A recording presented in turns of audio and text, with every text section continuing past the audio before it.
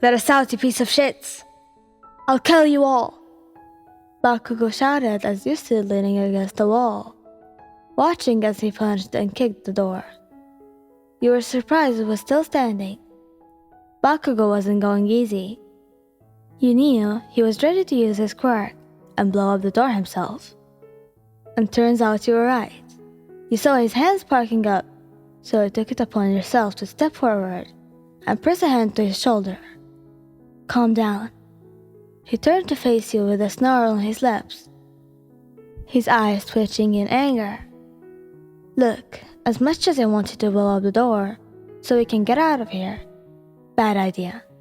Aizo will kill us, and I think you're the very last person that needs to get into even more trouble right now. So just calm down, and we can figure our way out of here without blowing half of the dorm. You two had been thrown in here against your will when you passed your friends playing 7 minutes in heaven in the living space. Although it had been much longer than 7 minutes now, and Bakugou was losing it fast. You knew your friends would still around to open the door. You could hear some giggles, as well as some worrying whispers come from the other side of this door. You do realize why they did this, right? You questioned the blonde, who in return let out a thud of annoyance and crossed his arms. Of course they do. They want us to get together, right? You smirked at his response. Yeah, I still think we should have told them we've been dating for a while now. This wouldn't have happened if you listened to me, you said in a teasing tone. Bakugou grumbled at you. You two had decided to keep a relationship a secret. Lord knows your friends are way too nosy for their own good.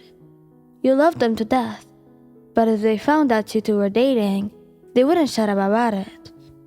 They would tease you too and ask a bunch of questions. You probably wouldn't even be able to talk to each other without them making kissy faces from a distance. So I decided to keep it a secret. Well, Bakugou did. You didn't really care all that much. You were just happy he didn't harshly reject you and send you crying like you had expected him to do when you confessed to him.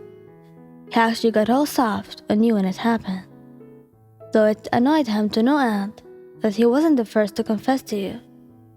I told you already, if we tell them, they'll yell in our faces about it. I can't be bothered for that shit. This is our relationship. We're the only ones who need to know about it. Sure, but now we're locked in here for the rest of the night because of it. You sighed and looked around to see if there was anything you could use to either sit down on, or maybe even unlock the door with. You couldn't help but take notice that the whispers eventually disappeared, and now it seemed you two were alone. You knew they didn't just forget about you. In fact, you had a feeling that they intended to let you out after 7 minutes. But all of Bakugou's shouting and death threats must have scared them enough that no one had the courage to open the door now. You got comfy on the floor, using a few coats to create a pillow for you to sit on. What do you think would have happened right now if you weren't dating? You think their plan would have worked? You made idle conversation with him. He seemed to have calmed down a little, but there was still a deadly look in his eyes. Some people are going to get hurt tomorrow for trapping you two in here. You knew even if you managed to calm him down throughout the night, he would still be pissed when morning came. There was no way you could stop his revenge on them. Not that you'd want to. They should know better than to lock up a beast. There was a small silence after your question. He was actually trying to figure out what would have happened if you two weren't dating right now. It would be a lot more awkward, that's for sure. Nothing would have happened. I probably would have let all my anger out on you, and you would have started crying or some shit. He shrugged. He refused to get comfy, unlike yourself. That would be like admitting to defeat. And he was going to give in that easily. You laughed at his answer, disagreeing with the fact he would make you cry. Bullshit. You think I can't handle you when you're angry. If that was the case, we would have never even become friends. You shoved your hands into the pockets of your jacket. I think I might have tried my luck with you.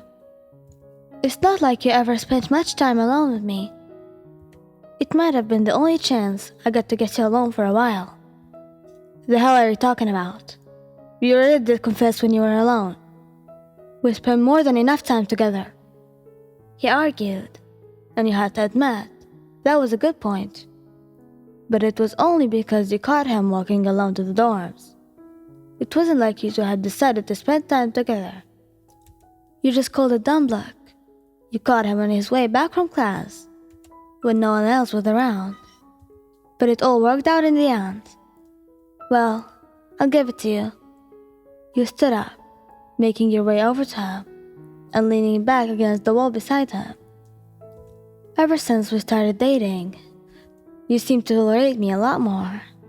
He scoffed at your words, shaking his head in disbelief. I don't tolerate you, dumbass. I just happen to love. He stopped himself to look away from you in a stubborn manner. He didn't need to finish that sentence. You knew what he was trying to say. Yeah, I ill-word you too. You giggled softly at his stubbornness.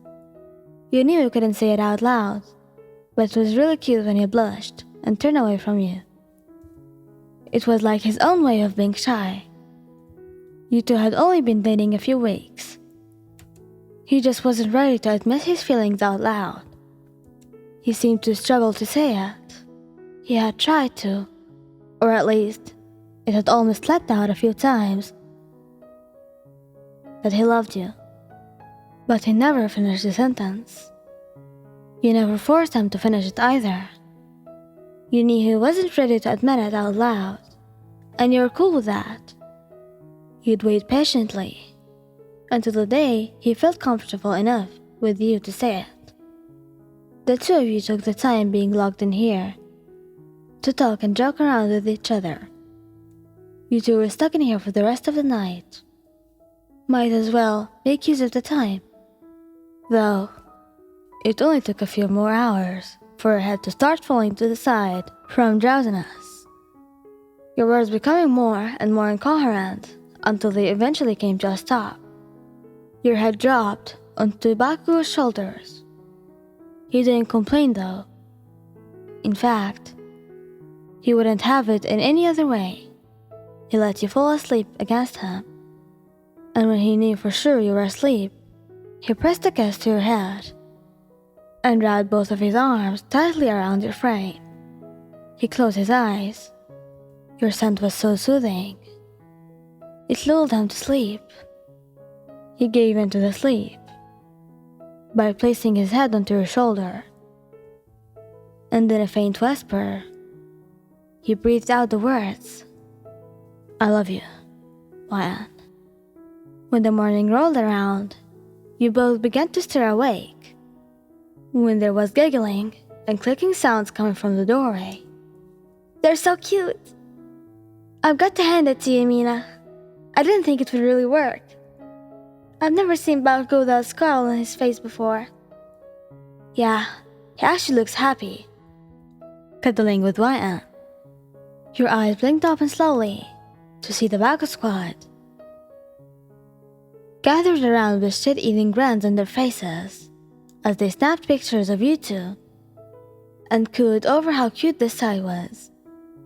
You noticed at some point in the night you had moved over and were now sitting in his lap. You blushed and shuffled your legs off of his, though the movement must have woken him up fully because you felt Bakugou shut from beside you, and all you could think of was, oh no. Without wasting another second, he jumped up with a barbaric growl and began to chase your friends around the dorms. You're all dead! Get back here! And delete those pictures, you bastards! You laughed as you watched them all trying to avoid the wrath of an angry Bakugou. Seems like this morning, I'm getting breakfast and a show.